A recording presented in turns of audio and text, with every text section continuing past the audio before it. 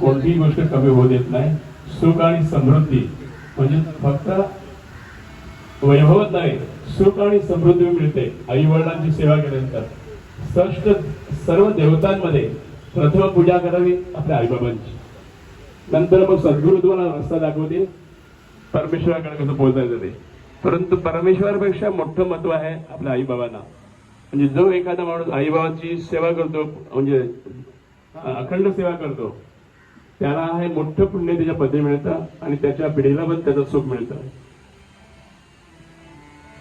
तर आज या ठिकाणी आता लक्ष्मीबाई इथून निघून गेल्यात, पण त्यांच्या सुपुत्रांनी किंवा त्यांचे कुटुंबियांनी सर्व भावंडांनी एकत्रपणे येऊन जे काय पुण्यस्मरणाचा प्रथम पुण्यस्मरणाचा एक कार्यक्रम आयोजित केला आहे, तो त्यांचा मोठ्या भाग्याचा वाटा आहे. आणि जो आत्मा खरोखर त्या ठिकाणी उपस्थित असणार, त्या ठिकाणी वर्षभर आत्मा तो संचलित असतो, त्यानुसार लक्ष्मीबाई इथं आलेल्या आहेत असं गृहीत धरूया. आणि ते पाहतात की माझ्या घरी चांगल्या पद्धतीने सर्व मुलं माझं जे काय आहे पुण्याचं कार्य करतात. तर त्या आधारावर एक छोटस आईचं वर्णनावर अभंग मी इथे सादर करतो. आपण सुरू करूया.